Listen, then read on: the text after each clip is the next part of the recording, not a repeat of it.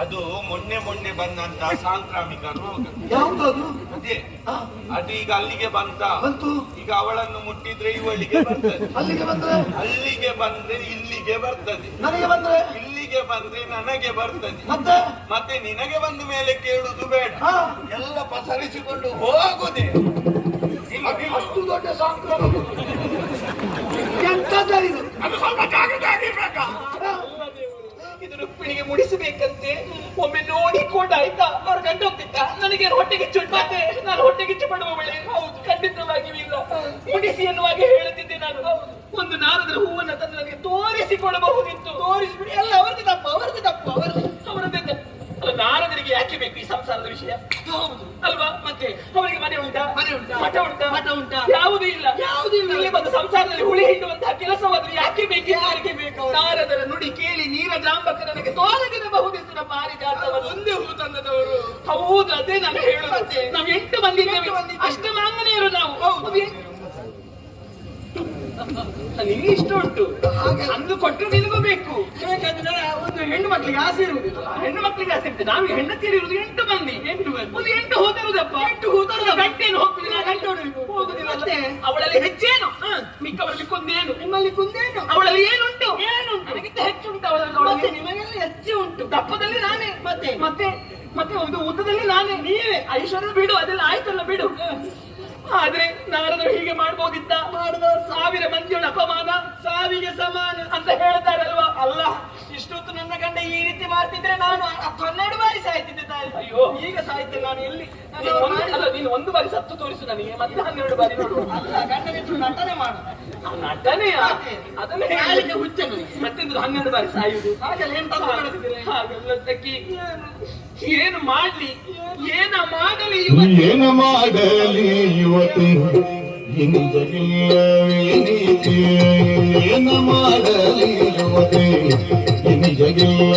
ಪ್ರೀತಿ ಅಧಿಕ ಕೇಳಿ ಸುರತಿ. ಆನಾರಿಯೋಳು ಪ್ರೀತಿ ಅಧಿಕ ಕೇಳಿ ಸುರತಿಯೇ.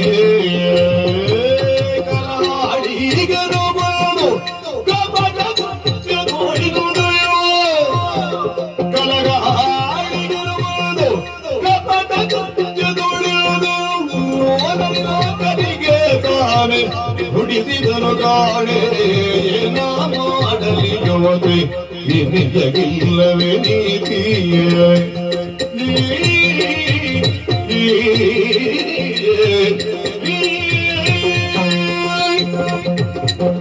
ನಾರದರು ಬಂದು ಕೊಡ್ತಾರಪ್ಪ. ಇವರ ಮಾತು ನೀವು ಕೇಳುವುದಿಂತದ್ದು. ಇವರಿಗೂ ಸ್ವಂತ ಪ್ರಜ್ಞೆ ಇಲ್ವಾ? ಗೊತ್ತಿಲ್ಲ, ಬುದ್ಧಿ ಉಪಯೋಗಿಸ್ಲಿಕ್ಕೆ ಆಗುದಿಲ್ವಾ? ಯಾವಾಗ್ಲೂ ಬಾಬೆ ಅಂತ ಹೇಳ್ತಾರೆ. ಬಾಬೆ ಅಂತ ಹೇಳ್ತಾರೆ. ಈಗ ಇಲ್ಲ 8 ಮಂದಿ ಹೆಂಡತಿಯರನ್ನು ಕೂಡ ಸಮಾನವಾಗಿ ಕಾಣಬೇಕಲ್ವಾ? ಯಾವ್ದಾದ್ರು ಸುವಾಸ ಸಿಕ್ಕಿದ್ರೆ ನೀವು ಬೇಡ, ನಾನು ಬೇಡ. ಮತ್ತೆ 8 ಮಂದಿ ಹೆಂಡತಿಯರನ್ನು ಸಮಾನವಾಗಿ ಕಾಣದೆ ನಮ್ಮಲ್ಲಿ ಭೇದವನ್ನು ಕಲ್ಪಿಸಿದ್ರು ಈಗ ಅಲ್ವಾ? ನಿಮಗೆ ಸವತಿ ಮತ್ಸರ ಇಲ್ಲಪ್ಪ. ಅವರು ಭೇದ ಮಾಡಿದ್ರು. ಮತ್ತೆ ಅವರು ಭೇದ ಮಾಡಿದ್ರೆ ನಮಗೆ ಸಿಟ್ಟು ಬರದೇ ಇರ್ತದೆ. ಬಿಡು, ಇವರದ್ದು ತಪ್ಪಲ್ಲ. ಮತ್ತೆ ಉಳಿತಾಳಲ್ಲ ಆಟಗಾರ್ತಿಯವಳು, ಓಡಿ ಬಂದವಳು, ಹಳವಿನಿಂದ ಓಡಿ ಬಂದವಳು ಅವಳು ರುಕ್ಮಿಣಿ. ಅವಳದೊಂದು ಅವಸ್ಥೆ. ಮತ್ತೆ ಅವಳಿಗೆ ಓಡಿಕೊಂಡು ಬರ್ಲಿಕ್ಕಾಯ್ತು. ನನ್ನ ಹಾಗೆ ಅವಳು ಮದುವೆ ಆಗಿ ಬಂದವಳ. ಮತ್ತೆ ನಾನು ಎಲ್ಲರೂ ಬಂದು ಸೇರಿ ಅಕ್ಷತೆ ಕಾರ್ಡ್ ಹಾಕಿ ನಾನು ಮದುವೆ ಆದವಳು. ಬರುವಾಗ ಏನು ತರ್ಲಿಲ್ಲ ಅವಳು ಏನು ತರ್ಲಿಲ್ಲ. ವಸ್ತು ಎಲ್ಲ ಅವಳಿಗೆ ಬೇಕು. ಎಲ್ಲ ಅವಳಿಗೆ ಬೇಕು. ಎಲ್ಲ ಅವಳದ್ದೇ. ಮತ್ತೆ ಯಾರ್ದಾರ? ಅವಳಲ್ಲ ನಾರದರು. ಹೆಸರೇ ಉಂಟಲ್ಲ ಅವರಿಗೆ, ಕಲಹಪ್ರಿಯ. ಕಲಹಾಳಿಗನು ಬಂದು ಕಪಟ ಕೃತ್ಯದೊಳಿಂದು ನಳಿನಾಕ್ಷನಿಗೆ ತಾನೇನು ಸುರಿದನು ನಾ ಕಾಣೆ. ಇಷ್ಟೆಲ್ಲ ಆದ ಮೇಲೆ ನೀನು ಹೇಳಿದ ಹಾಗೆ 12 ಅಲ್ಲ 1 ಬಾರಿ ಈಗ ಸತ್ತು ನೋಡ್ಬೇಕು. ಸಾಯ್ಬೇಕು. ಏನು ಮಾಡುದು ಏನಿಗೆ ಸಾಯುದು ಹೇಗೆ? ಹಗ್ಗ ತಗೊಂಡು ಸಾಯ್ತಾರೆ. ಬೇಗ ಸಾಯುದೆ. ಏನು ಹೇಳು ಸಖಿ, ಏನಾಯ್ತು? ಹಗ್ಗ ತೆಕ್ಕೊಳ್ಬಹುದು, ಅಂದ್ರೆ ಇದು ಗಂಟಲು ನೋವು ಆಗ್ತದಲ್ಲ ಇಲ್ಲಿ. ಹಗ್ಗ ತೆಕ್ಕೊಳ್ಳುವಾಗ ಏನಾಗುದಿಲ್ಲ. ನಾನು ಮತ್ತೆ ಹಗ್ಗ ತೆಕ್ಕೊಳ್ಳುದು, ಮತ್ತೆ ನಾನು ಕುಸಿದು ಬೀಳುದು, ಅರೆ ಬದೇ ಪ್ರಾಣ ಹೋಗುದು ನನ್ನ. ಬೇಡ ಸಖಿ, ಬೇರೆ ಏನಾದ್ರೂ ಬೇರೆ ಏನು ಮಾಡುದು? ವಿಷ ತಗೊಂಡ್ರೆ ಸಾಯ್ತಾರಂತೆ. ವಿಷ ಸಖಿ. ನೀನು ವಿಷ ತಂದು ಕೊಡ್ತಿ, ನಾನು ಸಾಯ್ತೇನೆ. ಆದ್ರೆ ವಿಷ ಕಹಿ ಅಲ್ವೇನೆ, ಮತ್ತೆ ಸೀರಿತು ಅಂತ ಯಾರು ಹೇಳಿದ್ರು? ಅದು ಬೇಡ ಬೇಡ, ಅದು ಬಿಟ್ಟು ಅದೊಂದು ಬಿಟ್ಟು ಬೇರೆ ಹೇಳು, ನಾನು ಸಾಯ್ತೇನೆ. ಅಮ್ಮ ಬಾವಿಗೆ ಹಾರಿದ್ರೆ ಸಾಯ್ತಾರಂತೆ. ಆ ಬಾವಿಗೆ ಹಾರಿದ್ರೆ ಸಾಯ್ತೇನೆ. ನಾನು ನೀನು ಒಟ್ಟಿಗೆ ಸೇರ್ಬೇಕು, ನಾನು ಬರುದಿಲ್ಲ. ಹೇಳಿಕೊಳ್ಳಿಕ್ಕೆ ನೀನು ಬರುದಿಲ್ಲ. ನನಗೆ ನೀರನ್ನು ಕಂಡ್ರೆ ಆಗುದಿಲ್ಲ, ನೀನು ಸುಮ್ಮನೆ ಇಲ್ಲದಿದ್ರೆ ಏನ್ ಮಾಡುದು ಏನು ಮಾಡುದು? ಬೇರೆ. ಒಂದು ಉಪಾಯ ಉಂಟು ತಾಯಿ. ಎಂತದು? ಈಗ ಗೆದ್ದಲು ಹಿಡಿದ ಮರ ಇರ್ಬೇಕು, ಹಾ, ಅದರ ಕೆಳಗೆ ಬಾವಿ ಇರ್ಬೇಕು. ಸ್ವಲ್ಪ ನೀವು ವಿಷ ಕುಡಿಬೇಕು. ಆ ಮರಕ್ಕೆ ಬೆಸಕೊಳ್ಬೇಕು. ಒಂದು ವಿಷ ಕುಡಿಯುವುದರಲ್ಲಿ ಸಾಯ್ತೀವಿ, ಹಾ. ಒಂದು ಮರದಿಂದ ಕೆಳಗೆ ಬಿದ್ದು ಸಾಯ್ತೀವಿ, ಒಂದು ಬಾವಿಗೆ ಬಿದ್ದು ಸಾಯ್ತೀವಿ. ನಾಳೆಗೆ ನಾಳೆಗೆ ತೋರಿಸು. ಸಾಯುದಿಲ್ಲ, ನೀವು ಸಾಯ್ಬೇಕು. ನೀನು ಯಾರನ್ನ ಕೊಂದಿದ್ಯಾ ಅಂತ ಹೀಗೆ ಇಷ್ಟೆಲ್ಲ ಉಪಾಯ ಹೇಳಿದ್ರೆ ನೀನು ಎಲ್ಲಿ ಸಂಗ್ರಹ ಮಾಡಿದ್ದನ್ನೆಲ್ಲ? ಅಲ್ಲ, ನೀವು ಸಾಯ್ಬೇಕು ಅಂತ ಹೇಳಿದ್ರೆ ಇಲ್ಲ, ಪ್ರಾಣ ತಾನಾಗೆ ಹೋಗಬೇಕು. ಪ್ರಾಣ ತಾನಾಗಿ ಹೋಗುದು ಹೇಗೆ? ಪ್ರಾಣ ತಾನಾಗಿ ಹೋಗ್ಬೇಕಂದ್ರೆ ಅನ್ನ ಆಹಾರ ಎಲ್ಲ ಬಿಡ್ಬೇಕು. ಅನ್ನಹಾರ ನೀವು ನೀವು ಹೌದು 10 ಗಂಟೆ ಆಗುವಾಗ ಶುರು ಮಾಡ್ತೀವಿ. ಎಂತದು? ಇಲ್ಲ ಹಾಗಲ್ಲ, ನಾವು ಮನಸ್ಸು ಮಾಡಿದ್ರೆ ಬಿಡ್ತೇವೆ. ಹಾಗೆ ನಮ್ಗೆ ಛಲ ಬೇಕಲ್ಲ. ಛಲ ಬೇಕು. ಸಖಿ, ಇದೆಲ್ಲ ಶೃಂಗಾರ ಮಾಡಿದ್ದು ಯಾರಿಗೆ ಬೇಕಾಗಿ? ನಾನು ಯಾರಿಗೆ? ನನ್ನ ಗಂಡನಿಗೆ ಬೇಕಾಗಿ. ಮತ್ತೆ ಅವ್ರು ಬರ್ತಾರೆ, ಅವ್ರು ನೋಡ್ತಾರೆ. ನನ್ನ ಗಂಡನಿಗೆ ಇಲ್ಲದಿದ್ರ ಮೇಲೆ ಮತ್ತೆ ಯಾರಿಗೆ ಬೇಕು? ಈ ಆಭರಣ ಯಾಕೆ ಬೇಕು? ನಾಳೆಗೆ ಬೇಕಾದ್ರೆ ಹೌದು. ಮತ್ತೆ ನಾಳೆ ಸರಿಯಾದ್ರೆ ಪ್ರಕರಣ, ನಾಳೆ ಸರಿಯಾದ್ರೆ ಅದನ್ನು ಆದ್ಮೇಲೆ ಗಂಟು ಕಟ್ಟಿ ಮೂಲೆಯಲ್ಲಿ ಇಡು. ಮಾಡ್ಲಿಕ್ಕೆ ಬೇಕಾಗ್ತದೆ. ಮತ್ತೆ? ಹೌದು. ಬೇಡ ನನಗೆ, ಬೇಡ ಬೇಡ. ಇಷ್ಟು ಮಂದಿ ಸಖಿಯರೆಲ್ಲ ನೋಡ್ತಾ ಇದ್ದಾರೆ ಸೀರೆ ಬಿಚ್ಚ ಅಂತ ಹೇಳಿದ್ರೆ ನೀನು ನಾಚಿಕೆ ಆಗುದಿಲ್ಲ. ಮತ್ತೆ ಈಗ ನೀವು ಪಟ್ಟೆ ಸೀರೆಯಲ್ಲಿ ಇದ್ರೆ ಆಗ್ತದ? ಮತ್ತೆ ಬಟ್ಟೆ ಸೀರೆ ಉಡಿದ್ರೆ ನಾನು ಅದನ್ನೇ ಉಡ್ಬೇಕು. ಹೊಟ್ಟೆ ಸೀರೆ ಉಡ್ಬೇಕು, ಶೋಕ ಬೇರೆ ಉಂಟು. ಹಾ ಹಾ, ನನ್ನಲ್ಲಿ ಉಂಟು ಅಂತ. ಆ ಮಲಿನ ವಸ್ತ್ರ ಮತ್ತೆ ಇದನ್ನೆಲ್ಲ ಬಿಚ್ತೇನೆ, ಮಲಿನ ವಸ್ತ್ರವನ್ನು ಉಡುತ್ತೇನೆ. ಎಷ್ಟು ಕೊಟ್ಟಿದ್ದೀರಿ? ಅದನ್ನು ಕೇಳಬೇಕಷ್ಟೇ ದೇವರ ಹತ್ರ. ಸಖಿ, ಇಲ್ಲಿರುವುದಲ್ಲ, ನೇರವಾಗಿ ನಾವು ಶೋಕಾಗ್ರಹವನ್ನು ಕೇಳುವ. ಈಗ ಒಂದು ವಿಷಯ, ಈಗ ಇದು ಅವರಿಗೆ ನಾನು ಉಪವಾಸ ಇದ್ದೇನೆ ಅಂತ ಗೊತ್ತಾಗುದು ಹೇಗೆ? ಈಗ ಅಲ್ಲಿನ ವಿಷಯ ನಾನು ಇಲ್ಲಿ ಮುಟ್ಟಿಸಲಿಲ್ಲ. ಹೌದು, ಅಲ್ಲಿಗೆ ಹೋಗಿ ಹೇಳಿಕ್ಕೆ ನನಗೆ ಗೊತ್ತಿಲ್ಲ. ಚಾಡಿ ಹೇಳುವಳಿಲ್ವಾಗ ಮತ್ತೆ ವಿಶೇಷ ಉಂಟೇನೋ? ವಿಶೇಷ ಉಂಟ. ಒಂದು ಮಳೆ ಬರುವಂತ ಲಕ್ಷಣ ಉಂಟು. ಗುಡುಗು ಇಲ್ಲ, ಮಿಂಚು ಇಲ್ಲ, ಮಳೆ ಬರುವುದು ಹೇಗೋ? ಈಗಿನ ಮಳೆಗೆ ಹಾಗೆಯ ಅದು ಗುಡುಗು ಸಿಡಿಲು ಬರುದಿಲ್ಲ.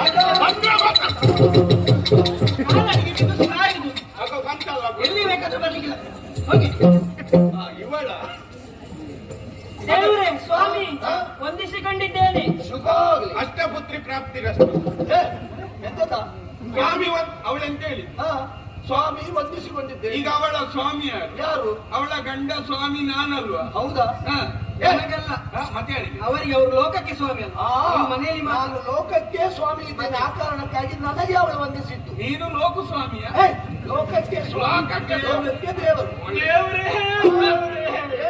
ಸ್ವಾಮಿಗೆ ನನ್ನ ಬಿಲ್ಲಪ್ಪ ಕರುಣದಲ್ಲಿ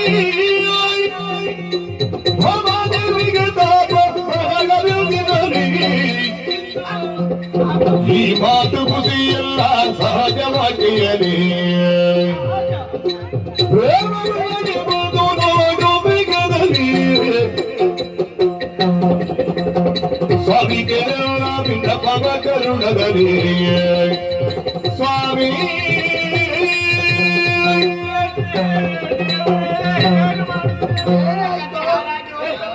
ಏನು ಮನೆಯಲ್ಲಿ ಏನಾದ್ರು ಜಗಳ ಆಗಿದೆಯಾ? ನಮ್ಮಲ್ಲಿ ಜಗಳ ಎನ್ನುವಂತ ಪ್ರಶ್ನೆ ಇಲ್ಲ. ನೀನು ಅಳುದಂತ ಕೇಳು. ಕಾರಣ ಅವರೇನು ಮಾಡ್ಲಿಲ್ಲ. ದೇವರು ಯಾರು ಏನು ಮಾಡಿದ್ರು? ಬಾಮದೇವಿ ಸಖಿ ನಾನು, ಅದು ಗೊತ್ತಾಯ್ತು. ಅದನ್ನು ಹೇಳಿದಲ್ಲಿ ಬಾಮದೇವಿಗೆ ತಾಪವಂತೆ. ಎಂತದು? ತಾಪಂತೆ. ಪಾಪವ ಪಾಪ ಅಲ್ಲ, ತಾಪ. ನಿನಗೆ ತಲೆ ಸರಿ ಉಂಟ? ತಲೆ ಪಾಪ ಬಾಮದೇವಿಗೆ ತಾಪ ಅಂತ ಆದ್ರೆ ಓಡಿಕೊಂಡು ಇಲ್ಲಿ ತನಕ ಬರುದ? ಮತ್ತೆ ಅವ್ರ ಗಂಡನಲ್ಲಿ ಹೇಳ್ಬೇಕಲ್ಲ. ಪಾಪ ಅಂತ ಹೇಳಿದ್ರೆ ಒಂದು ಬಾವಿ ಕಟ್ಟೆ ಬಳಿಗೆ ಕರೆದುಕೊಂಡು ಹೋಗಿ ಒಂದು 25 ಕೊಡಪಾನ ನೀರನ್ನು ಅಲ್ಲಿಂದ ಸೇದಿ ಸಣ್ಣ ತಲೆಗೆ ಹೊಯ್ಬೇಕು. ನಿಮ್ಮ ತಲೆಗೆ ಹೊಯ್ಬೇಕು. ತಾಪ ಎಲ್ಲವೂ ಹೋಗ್ತದೆ. ನೀರು ಹಾಕಿದ್ರೆ ತಾಪ ಹೋಗ್ತದ? ಹಾಗಲ್ಲ, ಅವರು ಕಣ್ಣು ಬಿಡುವುದಿಲ್ಲ ದೇವರೇ. ನನ್ನ ಮಾಮ ಕಣ್ಣು ಬಿಡುವುದಿಲ್ಲ. ಅದರಂತ ಏನೋ ಇದು? ಅದೊಂದು ಮೊನ್ನೆ ಬನ್ನಿ ಬಂದಂತ ರೋಗ. ಯಾವುದದು? ಅದಕ್ಕೆ ಕೇಂಗಣ್ಣು ಅಂತ ಹೇಳ್ತಾರೆ. ಕೆಂಗಣ್ಣು. ಕೇಂಗಣ್ಣು ಕೆಂಗಣ್ಣು. ಕೆಂಗಣ್ಣು ಅಂತ ಹೇಳ್ತಾರೆ. ಅದಕ್ಕೆ ಕಣ್ಣು ಬಿಡುವುದಿಲ್ಲ ಅಂತ ಅದನ್ನು ದೊಡ್ಡ ವಿಷಯ ಮಾಡುದಲ್ಲ. ಏನು ವಿಷಯ? ಕೊತ್ತಂಬರಿ ಉಂಟ? ಯಾವುದು? ಮಧ್ಯರಾತ್ರಿಯಲ್ಲಿ ಕೊತ್ತಂಬರಿ ತರ್ಲಿಕ್ಕೆ ಆಗ್ಬೇಕು. ಸೊಪ್ಪು ಕೊತ್ತಂಬರಿ ಕೊತ್ತಂಬರಿ ಸೊಪ್ಪು ತಗೊಂಡು ಬಂದು ಉಣ್ಣಾಗುದಿಲ್ಲ. ಅದನ್ನೊಂದು ನೀರಿನಲ್ಲಿ ಹಾಕಿ ಬಟ್ಟೆಯಲ್ಲಿ ಹಾಕಿ ಬಟ್ಟೆಯನ್ನು ನೀರಿಗೆ ಹಾಕಿ ಆಮೇಲೆ ಸ್ವಲ್ಪ ಸ್ವಲ್ಪ ತೆಗೆದು ಕಣ್ಣಿಗೆ ಹೀಗೆ ಬಿಟ್ಟರೆ ನಿಮ್ಮ ಕಣ್ಣಿಗೆ ಬಿಡಬೇಕು. ಎಂತದ್ದು? ಹೌದಾ? ಹಾಗಲ್ಲ, ಆಹಾರವನ್ನು ಸೇವಿಸುವುದಿಲ್ಲ ಅವರು. ಆಹಾರವನ್ನು ಸೇವಿಸುವುದಿಲ್ಲ. ಅದು ಇದ ಅದು ಇದು ಹೌದು. ಅಲ್ಲ ಉಪವಾಸ ಉಪವಾಸ ಉಪವಾಸ. ಉಪವಾಸ ಹಾ, ಹಾ. ಅದಕ್ಕೆ ಏನು ತಿನ್ನುವುದಕ್ಕಿಲ್ಲ ಹೌದಾ?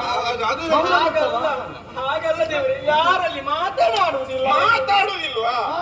ಅದಾದ್ರೆ ಮಾವನ ಮೃತ ಹೌದೌದು. ಮಾವನ ವೃತ ಅಲ್ಲ, ಅಳಿಯನ ವೃತ ಇರುವುದು. ಅದರಲ್ಲಿ ಮಾತಾಡ್ಲಿಕ್ಕೆಲ್ಲ ಮಾವನ ಮೃತ ಮೌನ ವೃತ ಪುಣ್ಯ. ಮೌನ ವೃತ ಹಾಗಲ್ಲ ದೇವರೇ, ಎಲ್ಲವನ್ನು ಕಳಿಸಿಟ್ಟಿದ್ದಾರೆ, ಮಲಿನ ವಸ್ತ್ರವನ್ನು ಹುಟ್ಟಿದ್ದಾರೆ, ಕೂದಲನ್ನು ಕೆದರಿ ಹಾಕಿದ್ದಾರೆ. ಮಕರಂದ ಏನೋ ಇದು. ನಿಜ ಬಾ. ಅದು ಮೊನ್ನೆ ಬಂದಂತ ಸಾಂಕ್ರಾಮಿಕ ರೋಗ. ಯಾವ್ದದು? ಅದೇ ಹಾ, ಅದು ಈಗ ಅಲ್ಲಿಗೆ ಬಂತ. ಬಂತು. ಈಗ ಅವಳನ್ನು ಮುಟ್ಟಿದ್ರೆ ಇವಳಿಗೆ ಬರ್ತದೆ, ಅಲ್ಲಿಗೆ ಬಂದ್ರೆ ಅಲ್ಲಿಗೆ ಬಂದ್ರೆ ಇಲ್ಲಿಗೆ ಬರ್ತದೆ, ನನಗೆ ಬಂದ್ರೆ ಇಲ್ಲಿಗೆ ಬಂದ್ರೆ ನನಗೆ ಬರ್ತದೆ, ಮತ್ತೆ ಮತ್ತೆ ನಿನಗೆ ಬಂದ ಮೇಲೆ ಕೇಳುದು ಬೇಡ, ಹಾ, ಎಲ್ಲ ಪಸರಿಸಿಕೊಂಡು ಹೋಗುದೇ. ಅಷ್ಟು ದೊಡ್ಡ ಸಾಂಕ್ರಾಮಿಕ ಎಂತದ ಇದು? ಅದು ಸ್ವಲ್ಪ ಜಾಗೃತವಾಗಿರ್ಬೇಕಾ? ಹಾ, ಅಲ್ಲ ದೇವರೇ, ಹಾ.